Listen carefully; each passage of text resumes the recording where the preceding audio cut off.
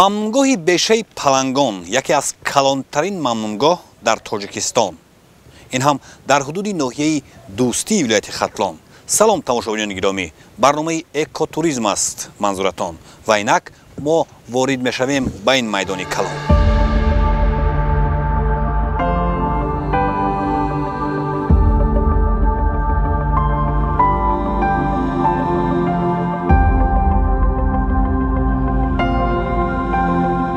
мамнунгоҳи давлатии табиии бешаи палангон дар ҳудуди ноҳияи дӯстӣ, ҷайҳун ва қубодиёни вилояти хатлон дар резишгоҳи руди вахш ба руди 5 ҷойгир мебошад. ин мамнунгоҳ соли 1938 таъсис ёфта аз ҷолибтарин мавзеъҳо барои сайру тамошо дар водии вахш маҳсуб меёбад. масоҳати умумии мамнунгоҳ ба 50 000 гектар баробар аст. дарахтони гуногуни ҷангалзор, гулу гиёҳ ва дигар растаниҳои зиёд дорад ин мавзеъ. инҷода асосан ду намуд дарахта, якташ номаш туранга мегӯем, патта, якташ синҷитҳои ёвоӣ бигӯям хато намекунем. ду намуд дарахта, ғайре аз ҳамин дарахта 6-7 намуд бута инҷо меброяд. буто саксавул, газ, шӯрак ҳамун ада.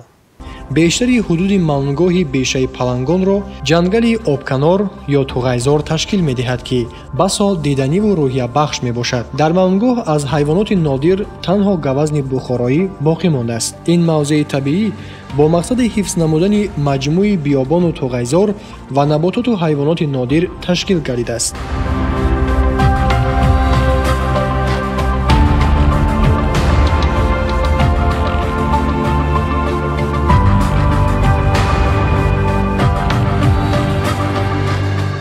дар ҳудуди вилоят 933 мавзеъҳои фарҳангиву таърихиву сайёҳӣ вуҷуд доранд, ки дар дохили ин ворид мешаванд хатсайру мавзеъҳое ки тааллуқ доранд ба сайёҳии экологӣ. бештар дар фарз кардем мо ки айни ҳол дар ноҳияи дӯстӣ қарор дорем, ин яке аз мавзеъҳои беҳтарин мавзеъҳо ҳастанд, ки барои рушди соҳаи сайёҳии экологӣ. фарз кардем дар ноҳияи дӯстӣ аз ҳама мамнунгоҳи калонтарини ҷумҳурӣ, мамнунгоҳи табиии давлатии бешаи палангон вуҷуд доранд, ки бештар аз 50 000 гектар дар бар мегиранд. имрӯз ҷиҳати муаррифии он мавзеъҳое ки хосатан ба тааллуқ доранд ба сайёҳии экологӣ аз ҷониби кумитаи рушди сайёҳӣ ва шуъбаи рушди сайёҳии мақомоти иҷроии ҳокимияти давлатии вилояти хатлон мунтазам муаррифӣ карда мешаванд ба ҳамон сайёҳони дохилӣ ва хориҷӣ тариқи сомонаҳои иҷтимоӣ ва сомонаҳое ки расмӣ вуҷуд доранд тавассути онҳо муаррифӣ карда мешаванд. дар маҷмӯъ дар 10 моҳи соли равон зиёда аз 666 000 сайёҳон ба вилояти хатлон ташриф оварданд, ки аз ин беш аз 63 000-ашонро сайёҳони хориҷӣ дар бар мегирад. аксари онҳо аз мавзеъҳои ҳамон сайёҳии хос доранд ба самти сайёҳии экологӣ, аз ин мавзеъ таваҷҷӯҳи хоса доранд, аз он мавзеъҳо дидан карданд. мамнунгоҳро ба хотири мавҷуд будани яке аз нодиртарин намуди ширхӯрони дарранда, бабри туронӣ, бешаи палангон номгузорӣ намуданд. ин намуди ҳайвони дарранда то солҳои 50-уми асри гузашта дар ҳудуди мамнунгоҳ вомехӯрд. олими рус Потапов дар асари худ «Тигровая балка» ҳар гуна ҳодисаҳои бархӯрди одамон бо палангро дарҷ намудааст. вуҷуди бабри туронӣ дар ҳудуди мамнунгоҳ охирон маротиба тобистони соли 1953 ба қайд гирифта шудааст. айни замон дар бораи мавҷуд будани ин намуди паланг дар табиат ва боғи ҳайвоноти дунё ягон маълумот нест. гуфта мешавад, ки паланги туронӣ на танҳо дар тоҷикистон, балки дар тамоми дунё нест гардидааст. мамнунгоҳи давлатии табиии бешаи палангон манзараҳои гуногуни зебо дорад ва гашту гузор кардан дар ин мавзеъ аз чанд ҷониб ба инсон фоидабахш аст. аз як тараф шахс бо дидани манзараҳои ҷолиб хотираш болида гардад, аз тарафи дигар аз ҳавои софу беғубор нафас мекашад, ки ба саломатӣ манфиат дорад. кӯлҳои сершумори мамнунгоҳ ҷозибаҳои дигари мамнунгоҳ мебошанд. ин кӯлҳоро аз як тараф минтақаи биёбон, аз тарафи дигар туғайзор иҳота намудааст. ин ҳолат табиати мавзеъро боз ҳам зебоӣ ва гуногунрангӣ мебахшад. ҳудуди мамнунгоҳда 23 кӯли калон дорем, 3500 гектар замина дар бар мегирад. ай ҳамонда 20 намуд моҳӣ зиндагӣ мекунад, 8 намуд мор зиндагӣ мекунад. ماری آبی هم هست، ماری دستخوش زندگی میکنه اینا هم هست.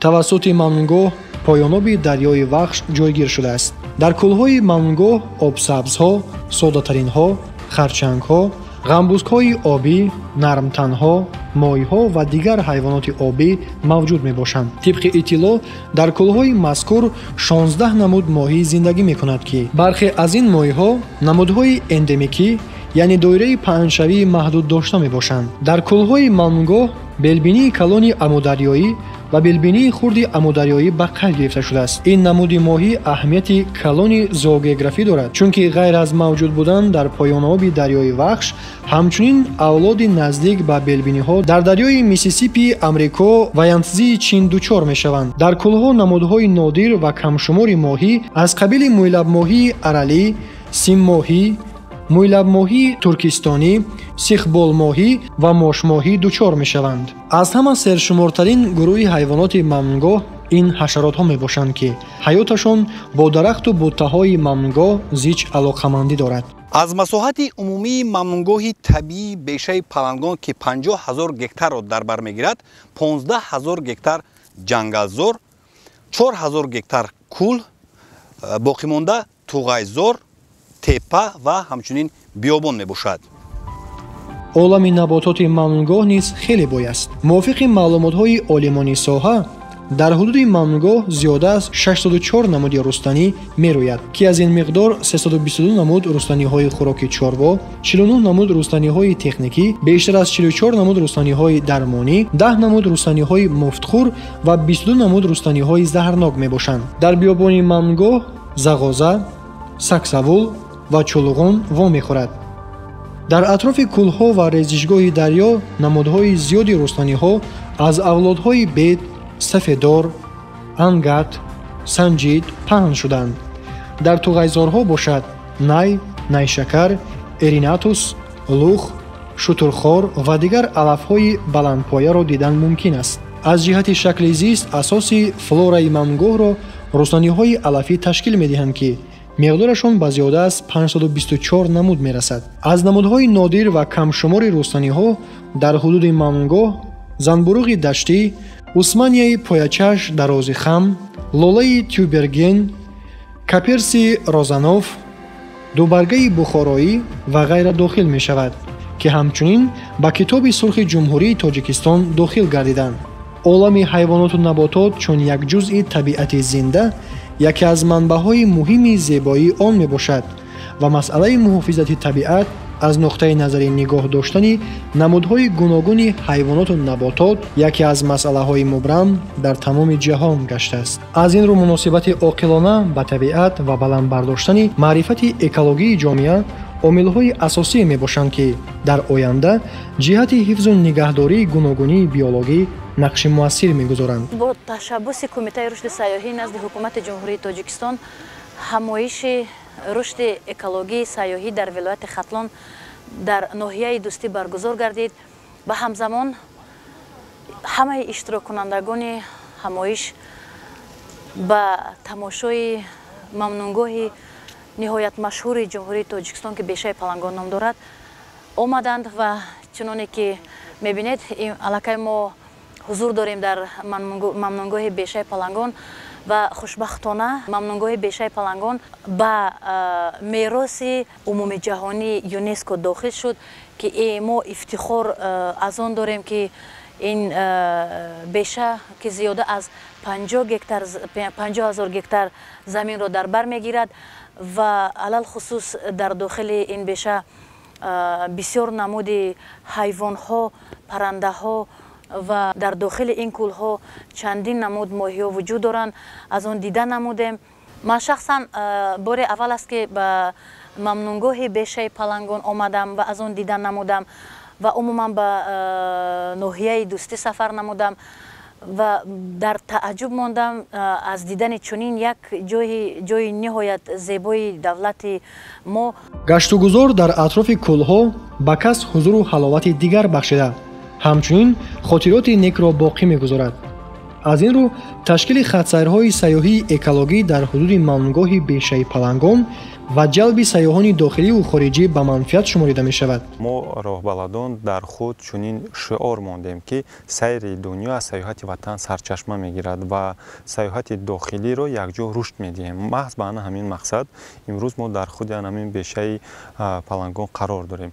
бубинед ки вақте ки сухан дар бораи рушди сайёҳии дохилӣ меравад, пеш аз ҳама мо бояд бидонем ки дар ҷумҳурии Тоҷикистон тамоми он ҷойҳои зебоманзаре ки қобили қабул аст барои сафари сайёҳони чӣ дохилӣ чӣ хориҷӣ мо бо пуррагӣ гуфта метавонем. дар муқоиса агар бо он давлатҳое ки мо сафар кардем агар қиёс кунем, агар ҷавобгӯ аст, яъне ки бибинед дар ин ҷо ҳаст ва тамоми ҳайвоноти нодире ки ҳаст онҳо зери ҳимоя қарор доранд ва дар ин ҷо мо ба ин макон мо метавонем сатҳи зиёди сайёҳони чӣ дохилиро чӣ хориҷиро дар оянда зиёд гардонем. ва имрӯз иқдоми пешгузоштаи Кумитаи рушди сайёҳӣ назди ҳукумати ҷумҳурии Тоҷикистон дар ҳамбастагӣ бо мақомоти иҷроии ҳокимияти давлатии вилояти Хатлон бениҳоят гӯем як иқдоми хуб аст барои рушди сайёҳии дохилӣ.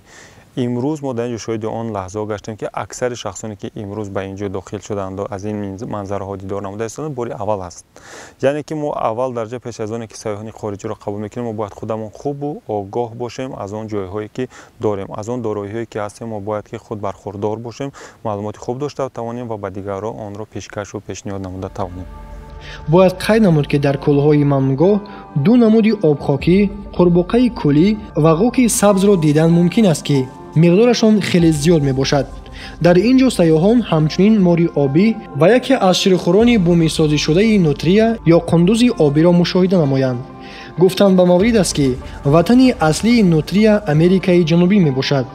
ин намуди ширхӯри хоянда ба Тоҷикистон ҳанӯз соли 1949 аз хоҷагии нутрияпарварии Курдамири Озарбойҷон оварда шудааст. гуфта мешавад ки солҳои 70-уми асри гузашта дар ҳудуди мамнугоҳи бешаи Палангон хоҷагии нутрияпарварӣ мавҷуд будааст ва муоинаи ин намуди ширхӯр дар саноати сабук васеъ истифода мешудааст. беҳтарин манзарае ки сайёҳон зимни сафар дар кӯлҳо мебинанд, ин селаи паррандагон мебошад. кӯлҳои мамнугоҳ макони зимистонгузаронии паррандагони минтақаҳои сарди олам аст. бо фарорасии фасли зимистон ба кӯлҳои мамнугоҳ баъзе намудҳои паррандагон аз Сибир, дигар кишварҳои Осиёи Марказӣ ва Чин кӯчида ба бешаи Палангон меоянд ва то фарорасидани фасли гармӣ дар ин ҷо мемонанд. иқлим ва обу ҳавои бешаи Палангон макони зисти доимии паррандагони муқимӣ ҳам ҳаст, вале барои зимистонгузаронии паррандагони кӯчӣ низ шароити мусоид дорад.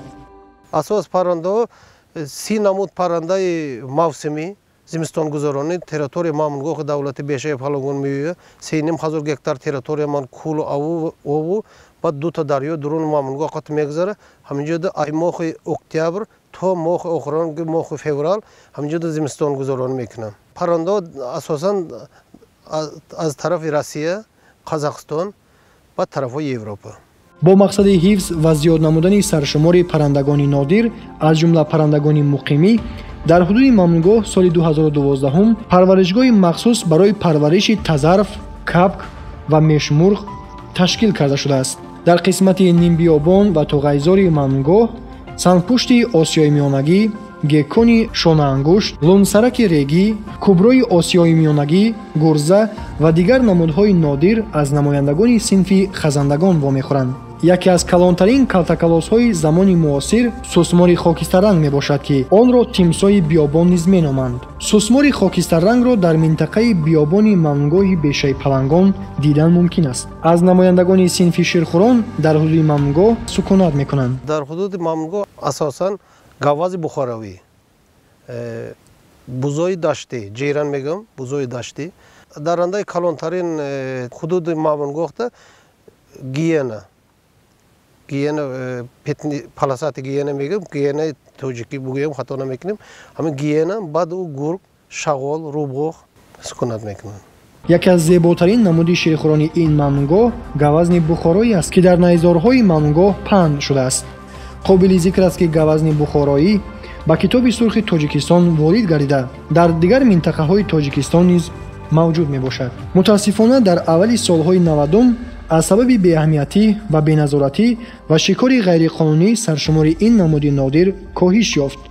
вале бо саъю кӯшиши кормандони мамнунгоҳ солҳои охир саршумори онро ба афзоиш овард ва тибқи маълумотҳои солҳои охир ҳоло дар мамнунгоҳ бештар аз 250 сар гавазни бухороӣ сукунат дорад. ин ҳама тадбирҳо аз он шаҳодат медиҳад ки ҳукумати ҷумҳурии тоҷикистон ба хотири ҳифзи табиат, гуногунии олами биологӣ ва кам кардани таъсири номатлуби фаъолияти инсон ба муҳити атроф тадбирҳои муассир меандешад, то ин гӯшаи нотакрори табиат ва олами ҳайвоноту набототи он ба наслҳои оянда низ боқӣ монад.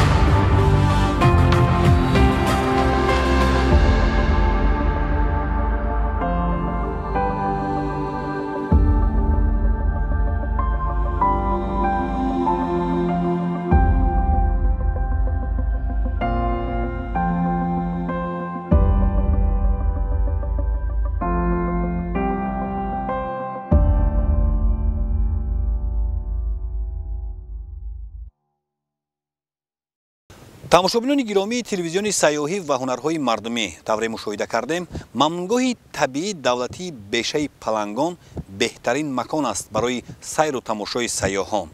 бо умеди рушди бештари сайёҳии экологӣ дар вилояти Хатлон инҷо расидем ба поёни барномаи экотуризм. саодати зиндагӣ насибатон бошад.